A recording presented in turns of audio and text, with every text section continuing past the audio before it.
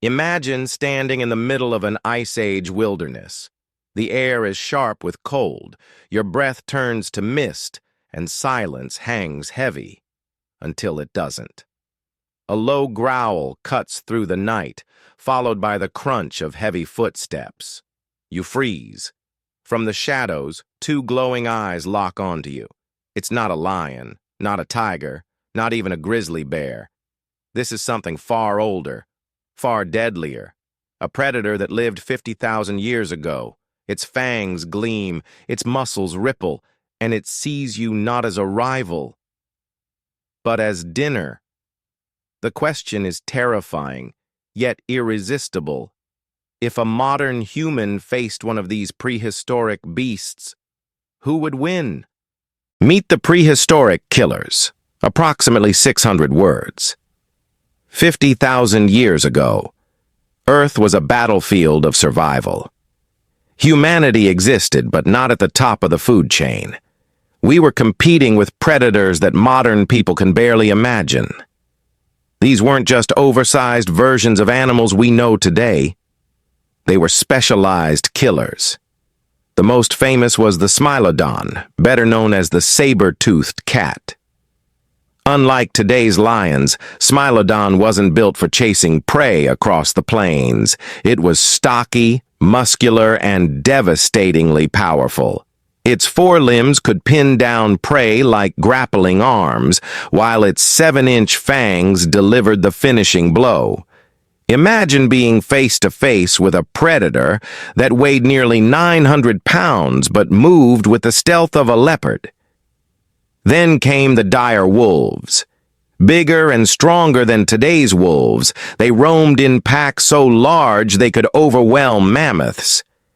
Their jaws could crush bone, and their endurance allowed them to chase prey until exhaustion sealed its fate. One dire wolf might not have been unstoppable, but 20 of them? You wouldn't stand a chance. The short-faced bear was another monster of the Ice Age. Standing over 11 feet tall and weighing more than a ton, it could sprint at speeds close to a horse. Predators like this weren't just hunters. They were territorial giants who saw everything, including humans, as competition. Finally, there were the cave hyenas, bigger and stronger than modern hyenas, with terrifying bite forces and a reputation for hunting in enormous packs. Their laughter wasn't just eerie. It was the soundtrack of terror for anything unlucky enough to cross them. In this world, humans weren't apex predators. We were fragile creatures fighting to carve out a place in an ecosystem ruled by beasts that seemed unstoppable. And yet, here we are. Humans survived. These predators didn't. Why? To answer that, we need to look at what made us weak and what made us dangerous. The fragility of modern humans, approximately 600 words. Take away our tools, our fire, our weapons, and humans are embarrassingly fragile. Compared to predators, our bodies are, well, kind of pathetic. Start with speed. Even the fastest human sprinter alive is no match for an apex predator. A bear could hit 40 miles per hour. Wolves could chase for hours. Smilodon may not have been built for marathons, but in a short burst, it would close the gap before you could scream. Strength? Forget it. Even an average-sized predator from that era could overpower us with a swipe of its paw. Their jaws were designed to crush bones, while ours are barely strong enough to crack open nuts without tools. Our claws? Non-existent. Our teeth? Tiny and dull. Our skin? Thin and tearable. Every natural weapon we could bring to the fight was a joke compared to theirs. And then there's pain. Predators are built to fight through injury. A wolf can keep hunting with broken ribs. A bear can keep charging after being stabbed. Humans? We faint from blood loss, collapse from broken bones, and infection could kill us days later. On a one-on-one level, stripped of everything, a human is prey. We're not built to fight these animals directly. And yet, our story doesn't end there, because our weakness forced us to rely on something else, and that something else became the ultimate evolutionary weapon, the human edge. Intelligence and endurance, approximately 600 words. If you look at us physically, we're doomed. But survival isn't just about muscle, it's about strategy. And this is where humans changed the game. The first advantage, endurance. Predators rely on bursts of power. Humans, on the other hand, are built for persistence. We sweat to cool ourselves, allowing us to run long distances without overheating. That meant our ancestors could track prey or escape predators for hours, even days. A Smilodon might sprint faster, but it couldn't chase forever. The second advantage, cooperation. Wolves hunt in packs, but humans weren't just packs. We were strategists. With communication, planning, and role division, groups of humans could turn the tables on even the deadliest predators. The third advantage, tools and fire. A sharpened stick could pierce thick hides. Fire didn't just provide warmth, it terrified predators. A lone human with a flaming branch suddenly looked far more dangerous than its fragile body suggested. Even psychology worked in our favor. Predators avoided unnecessary risk.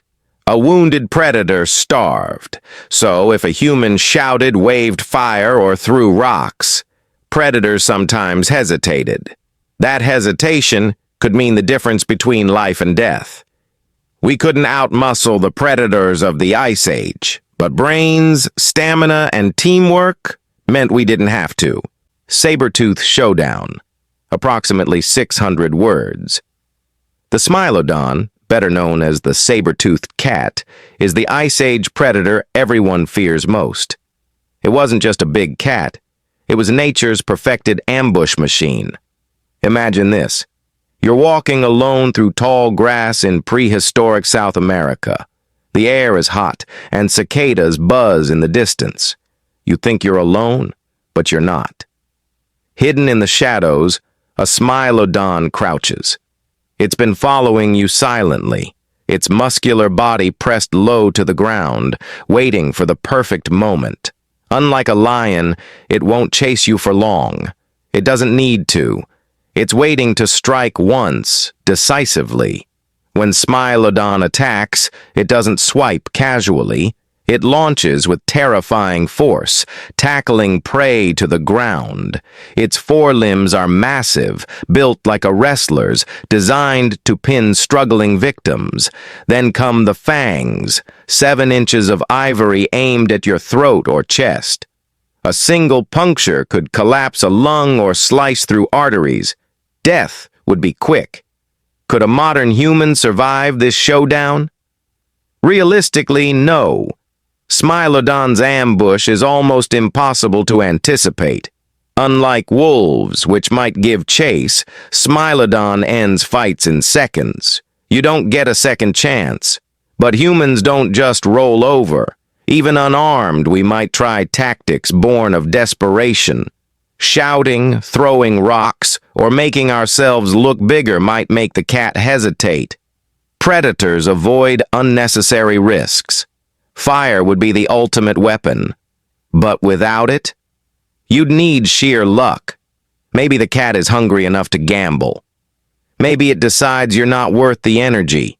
But if it does strike, one-on-one, the Smilodon wins almost every time. Survival against it wasn't about fighting, it was about avoiding. Humans didn't beat saber-tooths by strength. They beat them by staying in groups, using weapons, and making the jungle too dangerous for even the fiercest cat. Wolves of the Ice Age, approximately 600 words. Now imagine a different terror.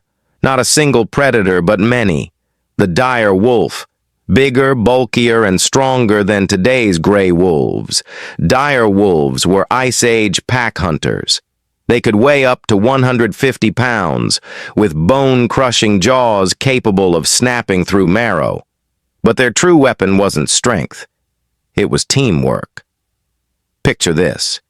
You're walking across a snowy plain, alone, when you notice shadows flickering at the tree line. One wolf, then another, then 5. Within minutes, you're surrounded. Their yellow eyes glint in the fading light as they test your movements. One darts forward, not to kill, but to probe. Another circles behind. They're reading you, feeling out your weaknesses. What could a lone human do? Running isn't an option. Wolves can chase for hours. Climbing a tree might buy time, but dire wolves were patient. They'd wait, night after night, until exhaustion or hunger forced you down. The only real chance would be intimidation. Humans might scream, wave arms, throw sticks or rocks. Predators often backed off when prey acted unexpectedly. But a hungry pack? That's a nightmare. Wolves didn't just kill, they wore prey down psychologically until fear made mistakes inevitable. And dire wolves weren't alone. Cave hyenas prowled the same territories, larger and stronger than spotted hyenas today. Their packs were even bigger. Their bite force was unmatched. Against them, intimidation rarely worked.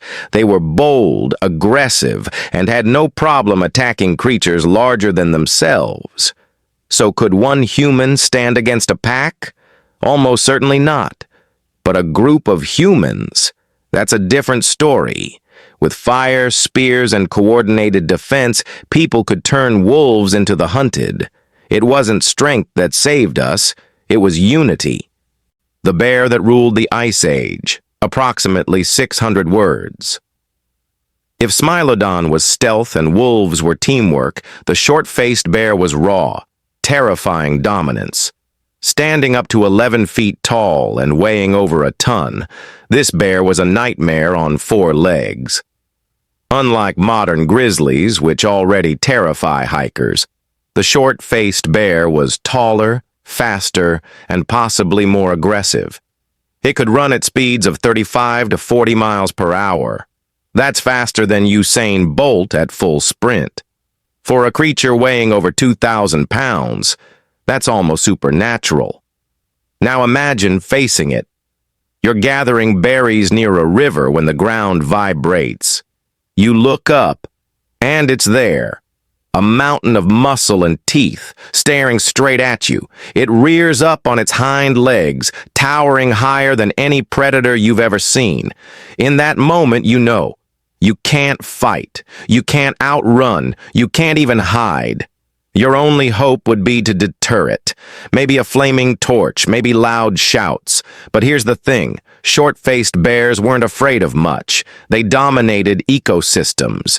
Even Smilodon probably gave them space. Against a single human, it's no contest.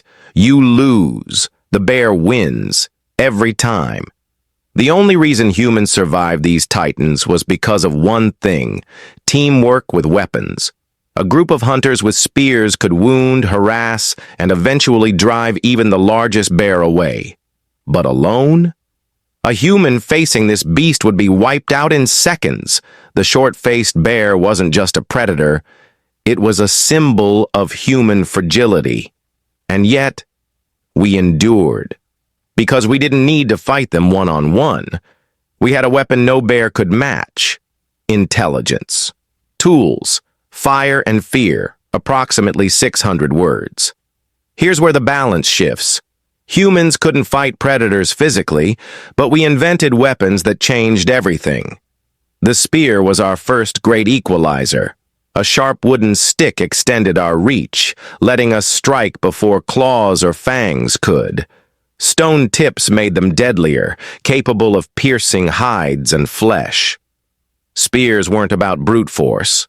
They were about precision. A group of hunters with spears could surround even a Smilodon or dire wolf pack, driving them back with coordinated thrusts. Then came traps. Humans dug pits, set snares, and used the environment as a weapon. Predators might have been stronger, but they weren't as cautious. A fall into a trap meant death. But the most powerful weapon of all was fire. No predator, no matter how strong, was immune to its psychological effect. Flames flickering in the night sent wolves scattering. Smoke choked hyenas out of dens. Even bears hesitated at the sight of glowing embers. Fire didn't just protect us, it gave us control over the night itself. Predators that once owned the darkness now feared it. That shift marked the beginning of humanity's rise. Suddenly, the Ice Age wasn't just their world, it was ours too. Fire turned humans into something predators had never seen before. Prey that fought back. And not just fought back, prey that dominated. The final verdict, approximately 600 words. So let's answer the question, who really wins? A modern human face-to-face with a prehistoric predator? Or the beast itself? One-on-one, stripped of weapons, the answer is simple. We lose. Every time. Smilodons' fangs, dire wolf packs, short-faced bear strength. These creatures were built to kill. Our bodies weren't. But survival isn't just about single combat. It's about adaptability. And that's where humans pull ahead. We weren't faster, stronger, or tougher, but we were smarter. We used endurance to outlast, tools to defend, fire to intimidate, and cooperation to outmaneuver. Over thousands of years, that strategy worked. Those predators, extinct, humans, thriving. We didn't win because of muscles. We won because of minds. So in the end, the verdict is clear. Alone, the predators dominated. But together, with intelligence and fire, humanity became the ultimate survivor. Conclusion and call to action, approximately 400 words. So who wins? Modern human or prehistoric predator? The truth is, both and neither. In direct combat, we lose. But in the larger story of evolution, we're the champions. The Ice Age predators were magnificent, terrifying, and perfectly adapted to their world. But they were specialists. When the climate changed, when prey disappeared, they couldn't adapt. Humans, though weak, were generalists. We bent the world to our will. We didn't just survive, we inherited the earth. And maybe that's the real lesson. Survival isn't about strength. It's about adaptability.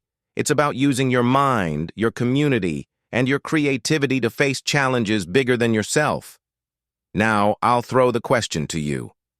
If you were suddenly dropped into the Ice Age with nothing but your bare hands, how would you try to survive? Would you fight? Run? Hide? Or try to outsmart the beast? Drop your answer in the comments. I'd love to see your strategies.